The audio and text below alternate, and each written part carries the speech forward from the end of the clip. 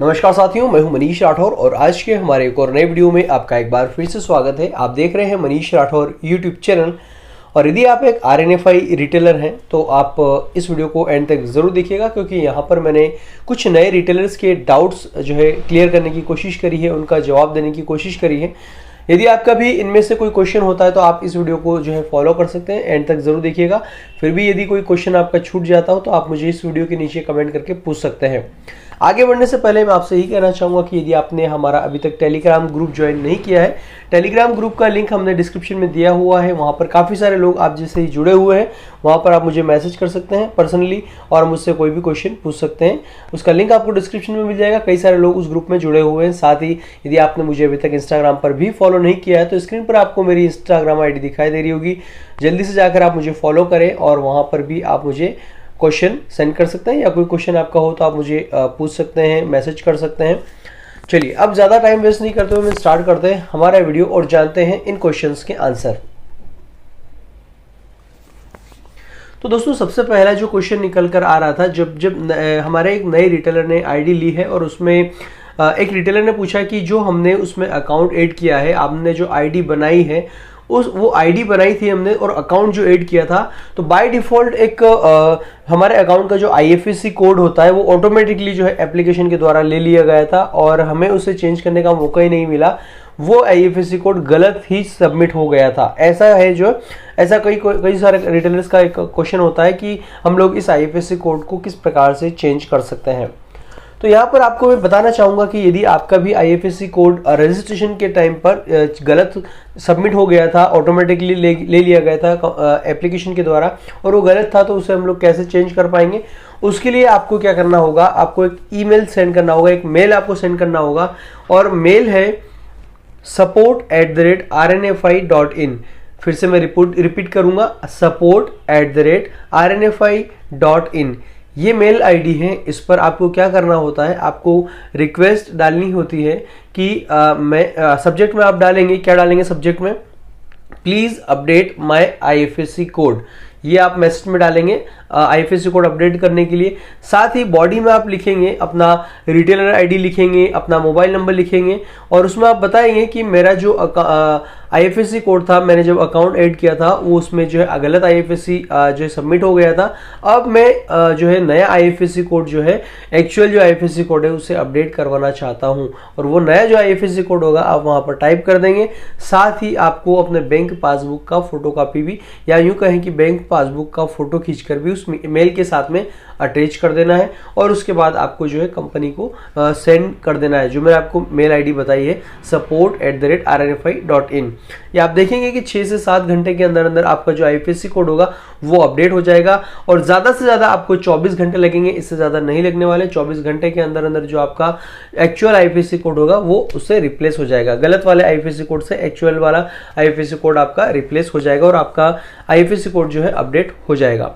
चलिए अब और क्वेश्चन है। नेक्स्ट क्वेश्चन आता है, एक रिटेलर का ये भी क्वेश्चन था कि मैं जब मैंने ID बनाई है, मैंने उसमें एक अकाउंट ऐड किया था, अब मैं सेटलमेंट नहीं कर पा रहा हूँ, पैसा जो है मैं अपने अकाउंट में नहीं ले पा रहा हूँ, वॉलेट से अपने अकाउंट में जो है पैसा नहीं ले पा रहा हूँ, इसका क्या प्रोसेस है। इसका जवाब है कि आपको जो है कंपनी का सबसे पहले रूल पता होना चाहिए। RNFI रेलीपे का एक रूल है कि यदि आप अपने बैंक अकाउंट में सेटलमेंट करना चाहते हैं, यदि आप मूव टू बैंक करना चाहते हैं, यदि आप वॉलेट से पैसा अपने अकाउंट में लेना चाहते हैं, तो इसके लिए कंपनी का एक रूल है कि आपके ID में, आप जैसे आप काम करना स्टार्ट कर रहे हैं तो आपकी ID में कम से कम 10-10 हज़ार के 5 ट्रांजेक्शंस होना चाहिए, कंपनी का ये कहना है, और वो भी अलग अलग दिनों में होना चाहिए।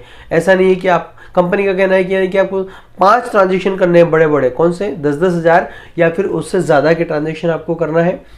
और कई सारे लोग ये भी करते हैं कि एक ही दिन में 10-10 हज़ार के 5 ट्रांजेक्शन कर देते हैं सेटलमेंट सर्विस चालू होने के लिए, तो ये भी गलत है। कंपनी का ये कहना है कि यदि आपने एक ही दिन में सारे के सारे 5 ट्रांजेक्शन कर दिए तो वो सारे के सारे ट्रांजेक्शंस एक ही ट्रांजेक्शन माना जाएगा।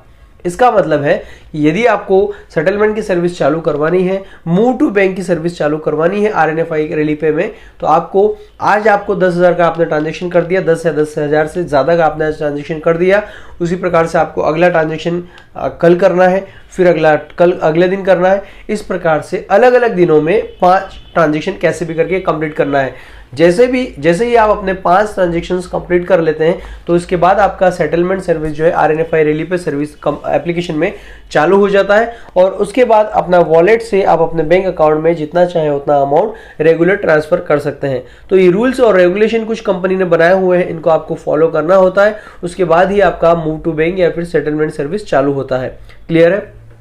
चलिए नेक्स्ट क्वेश्चन है, एक और रिटेलर का ये क्वेश्चन आया था कि सेटलमेंट के लिए रजिस्ट्रेशन आईडी बनाने, रिटेलर आईडी बनाते टाइम जब हमने रजिस्ट्रेशन किया था तब मैंने वहां पर जो है एक अकाउंट ऐड किया था। अब मैं दूसरा अकाउंट किसी का ऐड करना चाह रहा हूं, तो क्या ये पॉसिबल है? मैं किसी और के अकाउंट में सेटलमेंट जो है करना चाहता हूं या दूसरे के अकाउंट में पैसा लेना चाहता हूं, तो क्या ये पॉसिबल है? और यदि ये पॉसिबल हो तो कैसे पॉसिबल है?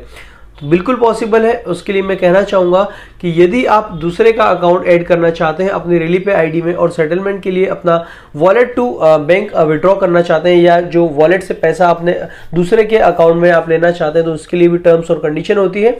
सबसे पहले तो आपको ये पता होना चाहिए कि यदि आप दूसरे का अकाउंट ऐड करना चाहते हैं तो सबसे पहले आपको जो है एक कंपनी ने पॉलिसी बना के रखी है कि सबसे पहले आपको क्या करना है, सेटलमेंट सर्विस चालू करने के लिए आपको 5 अलग अलग दिनों में 5 ट्रांजेक्शन करने हैं 10,000 या फिर उससे अधिक के। ऐसा नहीं है कि एक ही दिन में आपको सारे 5 ट्रांजेक्शन करने हैं, बिल्कुल नहीं। आपको अलग अलग दिनों में 5 ट्रांजेक्शन ऐसे करने हैं, बड़े बड़े ट्रांजेक्शन जो कि 10,000 या फिर उससे ज़्यादा के हों। जैसे ही आपके 5 ट्रांजेक्शन अलग अलग 5 दिनों में कंप्लीट होते हैं तो आप चाहें तो अपने अकाउंट में भी पैसा ले सकते हैं और आप चाहें तो दूसरे का अकाउंट भी ऐड कर सकते हैं। यदि आपने अभी तक आपका सेटलमेंट सर्विस चालू नहीं हुआ है तो आप दूसरे का अकाउंट भी अपने उसमें सेटलमेंट के लिए ऐड नहीं कर सकते हैं। इसलिए जैसे ही आपको सेटलमेंट के लिए दूसरा अकाउंट ऐड करना है, सबसे पहले आपको अपना सेटलमेंट सर्विस एक्टिव करना होता है। सेटलमेंट सर्विस कैसे एक्टिव किया जाता है वो मैंने आपको अभी बता दिया है। उसके बाद आप अपना दूसरा किसी फैमिली मेंबर का अकाउंट ऐड कर सकते हैं। अब फैमिली मेंबर में भी जो है कंपलसरी है ब्लड रिलेशन वाला होना चाहिए, आपकी मदर होना चाहिए, फादर होना चाहिए, ये इनमें से जो भी है, आपका भाई हो गया, आपकी सिस्टर हो गई, इनका जो है आप अकाउंट होगा तो आप अपना उनका ऐड कर सकते हैं। अपना आपका बेटा हो गया, बेटी हो गई, उनका अकाउंट आप जो है ऐड कर सकते हैं। ब्लड रिलेशन होना चाहिए, उनका अकाउंट आप ऐड कर सकते हैं, अदरवाइज दूसरे का ऐड आप नहीं कर सकते हैं।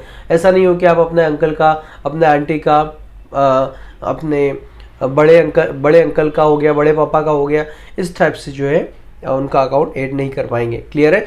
तो मेरे ख्याल से अब ये भी आपको क्लियर हो गया होगा। अब जो है कई सारे लोगों का और भी कई सारे क्वेश्चंस होते हैं, जैसे कि कुछ रिटेलर्स से ये भी पूछते हैं कि क्या सर इसमें कोई अमाउंट तो नहीं फंसेगा, ट्रांजेक्शन तो नहीं रुकते हैं, ट्रांजेक्शन फेल तो नहीं होते हैं। तो यहाँ पर मैं आपको बताना चाहूँगा कि मेरे पास कम से कम 6 से 7 कंपनीज हैं जिनकी मैं आपको रिटेलर आईडीज प्रोवाइड करता हूं। इवन दो कुछ कंपनीज की मैं डिस्ट्रीब्यूटर आईडी भी आपको प्रोवाइड करता हूं। तो मेरे पास लगभग 350 से ज़्यादा रिटेलर्स हैं। 350 से ज़्यादा जो रिटेलर्स हैं उनमें सबसे ज़्यादा जो अच्छा ट्रांजेक्शन होता है वो होता है RNFI यानी कि रेलीपे का। मैंने किसी भी जो है रिटेलर से अब मुझे कोई सुनने को नहीं मिलता है कि सर मेरा ट्रांजेक्शन फेल हुआ है या मेरा कहीं पैसा अटक गया है। कभी मेरे पास कोई शिकायत नहीं आई है।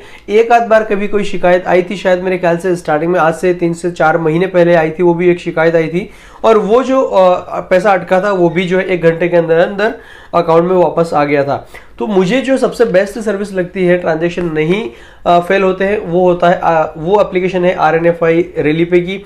अदर जो कंपनीज हैं जो कि मेरे रिटेलर्स हैं वो मुझे उनका मैसेजेस आते रहते हैं कि सर आज इसका ट्रांजेक्शन फेल हुआ, आज मेरे इतने पैसे अटक गए। तो मुझे रेगुलर जो है उनकी मैसेज देखना पड़ते हैं और कंपनी को उसे फॉरवर्ड करना पड़ता है। तो अच्छी जो मुझे सर्विस लगी वो है RNFI रेलीपे का। फास्ट ट्रांजेक्शन है, कस्टमर सपोर्ट भी बहुत ही बेहतर है और इसके अलावा कई सारी ऐसी सर्विसेज हैं उसमें की जो कि दूसरी कंपनीज में आपको नहीं मिलती है। इसमें काफ़ी सारी सर्विसेज जो रेगुलर अपडेट होती रहती है, नई नई सर्विसेज इसमें अवेलेबल हो रही है। जैसे कि आप यदि आप RNFI रेलीपे की एप्लीकेशन या फिर आईडी लेते हैं तो उसमें आप जो है बैंक ऑफ इंडिया का CSP के लिए अप्लाई कर सकते हैं, BC पॉइंट जिसे हम लोग कहते हैं उसके लिए आप अप्लाई कर सकते हैं बैंक ऑफ इंडिया का। इसके अलावा आप एक्सिस बैंक के जो खाते हैं वो खोल सकते हैं, कस्टमर्स के सेविंग अकाउंट खोल सकते हैं, करंट अकाउंट आप ओपन कर सकते हैं। इसके अलावा आप अपने कस्टमर्स को लोन प्रोवाइड कर सकते हैं, है ना। काफ़ी सारी सर्विसेज यहाँ पर अवेलेबल है। इस कंपनी में अच्छी खासी सर्विसेज आपको जो है अवेलेबल करवाती है। तो मुझे नहीं लगता कि इसमें कोई ट्रांजेक्शन वाली रुकने वाली बात है। मुझे मैं पर्सनली यदि आपको सजेस्ट करूं तो RNFI रैली पे ही सजेस्ट करूंगा। और चलिए अब और भी आपके कोई डाउट आता है, कोई क्वेश्चन आता है तो आप मुझे कमेंट करके पूछिएगा। कुछ रिटेलर्स ये भी पूछते हैं कि यदि हम RNFI रैली पे का कोई आईडी लेते हैं तो उसके लिए हम लोग क्या डिवाइस कैसे हम लोग ऑर्डर कर पाएंगे, क्या आप हमें सेंड करेंगे पर्सनली। तो मैं आपसे ये कहना चाहूँगा कि यदि आप RNFI रैली पे की आईडी ले रहे हैं तो उसमें आप डायरेक्टली अपनी आईडी लेकर जो करना चाहें वो आप कर सकते हैं। खुद ही कोई भी डिवाइस ऑर्डर करना चाहे तो आप खुद ही ऑर्डर कर सकते हैं। ATM आप ऑर्डर करना चाहें तो आप खुद ही ऑर्डर कर सकते हैं आईडी लेने के बाद। तो इसमें आपको अवेलेबल हो जाता है, आपको कहीं से जाने की जरूरत नहीं होती है, खुद ही आप कंपनी से डायरेक्टली जो है ऑर्डर करके मंगवा सकते हैं घर बैठे। चलिए, उम्मीद करता हूँ ये वीडियो आपको पसंद आया होगा। और यदि आपके कोई डाउट या कोई क्वेश्चन छूट गया हो तो आप मुझे कमेंट करके जरूर पूछिएगा। और यदि आप कोई भी EPS आईडी लेने की प्लानिंग कर रहे हैं, सोच रहे हैं, तो आप मुझे एक बार कॉन्टैक्ट जरूर करिएगा। व्हाट्सअप नंबर मेरा आपको स्क्रीन पर दिखाई दे रहा होगा और उस पर आप मुझे कॉन्टैक्ट कर सकते हैं। चलिए, इस वीडियो में फिलहाल इतना ही, फिर से मुलाकात होगी हमारे नेक्स्ट वीडियो में। Thank you very much. जय हिंद, जय भारत, वंदे मातरम।